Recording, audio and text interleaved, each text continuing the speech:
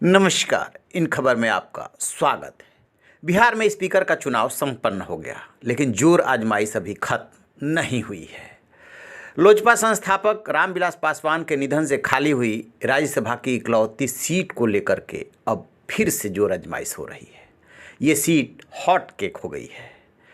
पहले तो एलजेपी और बीजेपी पे नज़र थी कि बीजेपी रामविलास पासवान के निधन से खाली हुई सीट क्या एलजेपी को देती है, चिराग पासवान की मां रीना पासवान को सांसद बनाती है।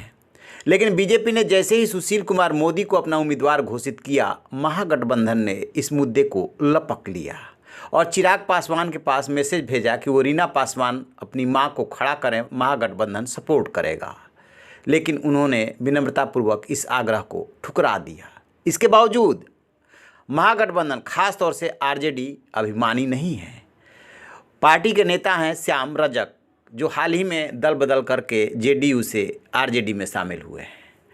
उन्होंने आज फिर से एक बार चिराग पासवान को ऑफर दिया कि हमारी बात मानिए और अपनी मां को इस सीट से खड़ा कीजिए। सुनिए श्याम रजक क्या कह रहे हैं। रामविलास जी ने लगातार दलितों की लड़ाई लड़ने का काम किया और रामविलास जी पहचान भी हुई और दलितों को सम्मान बढ़ा, दलितों का साथ बढ़ा, उसमें रामविलास जी की एक बड़ी भूमिका रही है।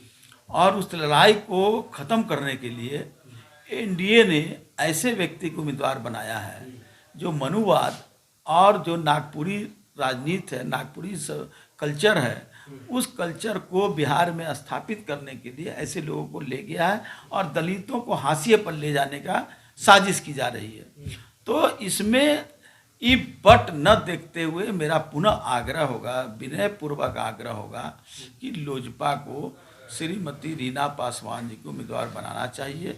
इसलिए कि रीना पासवान जी एक महिला ही नहीं है, बल्कि रामविलास जी के सहकर्मी के रूप में भी काम किए हैं और दलितों की राय में बराबर साथ रहने का काम किया है। इसलिए रीना पासवान जी अगर उम्मीदवार बनती हैं तो राष्ट्रीय जनता दल और महागठबंधन पूरे रूप से उनके साथ रहेगा और उनको राज्यसभा भेजने का पूरा प्रयास करने का काम है।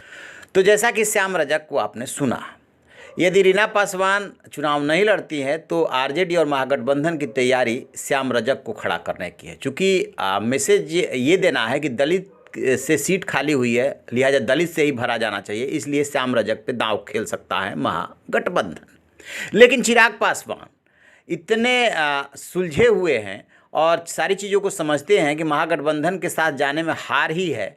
और वो जमुई में पहुंचे थे पार्टी कार्यकर्ताओं से मिलने के लिए। वहां पे जब पत्रकारों ने उनसे ये सवाल पूछा तो सुनिए उन्होंने क्या कहा। मम्मी कभी सक्रिय राजनीति में कि वो इच्छुक है ही नहीं, वो हमेशा सक्रिय राजनीति से वो दूर ही रही हैं। जब पापा भी थे तब भी कभी उनकी कोई ऐसी लालसा नहीं थी कि वो राजनीति में वो आएँ, तो उनके तो आने का प्रश्न नहीं था। बट हाँ, जहाँ तक रही बात पापा के निधन के बाद, उनके निधन के तुरंत बाद मैंने खुद ही ये बात मैंने स्पष्ट कर दी थी कि जो राज्यसभा की सीट है वो पापा लोक जनशक्ति पार्टी के संस्थापक के नाम की वो सीट थी।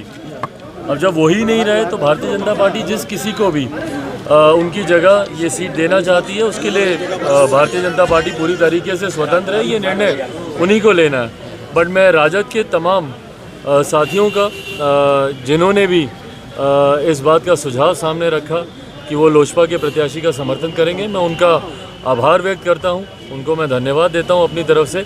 बट हाँ, इस सीट से लोक जनशक्ति पार्टी का, क्योंकि पापा खुद ही इस सीट को वापस लौटा कर गए हैं। तो जैसा कि आपने सुना, चिराग पासवान ने बहुत विनम्रतापूर्वक धन्यवाद देते हुए उनके ऑफर को ठुकरा दिया। यानी कि चिराग पासवान किसी भी सूरत में सरक करके एनडीए से महागठबंधन की तरफ नहीं जाएंगे, क्योंकि आगे की राजनीति जो है, आगे जो अभी 3.5 साल तक राजनीति होनी है वहाँ की, वो केंद्र की, और उसमें जो मंत्री पद मिलना है उनकी पार्टी से एक किसी व्यक्ति को, क्योंकि रामविलास पासवान कैबिनेट मंत्री थे, वो देख रहे हैं फिलहाल। और दूसरी चीज़ ये देख रहे हैं कि क्या महागठबंधन के साथ जाने में अभी कोई फ़ायदा है। बिल्कुल नहीं, क्योंकि स्पीकर का चुनाव अभी तो महागठबंधन बुरी तरह से हारा है, तो राज्यसभा सीट पे कैसे उनकी निकल जाएगी, सवाल ही पैदा नहीं होता। इसलिए चिराग पासवान सारी चीज़ों को जान रहे हैं, समझ रहे हैं और उसी के मद्देनज़र इन्होंने ऑफर को ठुकरा दिया। लेकिन ये राजनीति है, राजनीति में ये सब चलता है कि ऑफर को ठुकराइए, फिर भी बार बार आग्रह किया जाएगा, क्योंकि विपक्षी को घेरना है। जो सियासी दुश्मन हैं उनको घेरना है और लड़ाई को किसी तरीके से मजबूत करना है। इसी के मद्देनज़र महागठबंधन बार बार ये ऑफर दे रहा है और श्याम रजक इसलिए ज़्यादा चाहते हैं क्योंकि उन्हें चुनाव न लड़ना पड़े, वो चुनाव लड़ करके हारना नहीं चाहते। तो चलिए देखते हैं आगे अभी कौन कौन सी राजनीति करवट लेती है। जैसे कोई अपडेट मिलेगा हम आपको बताएंगे। आप रहिए ना बेखबर, देखते रहिए इन खबर। Thank you. इन खबर चैनल को सब्सक्राइब करें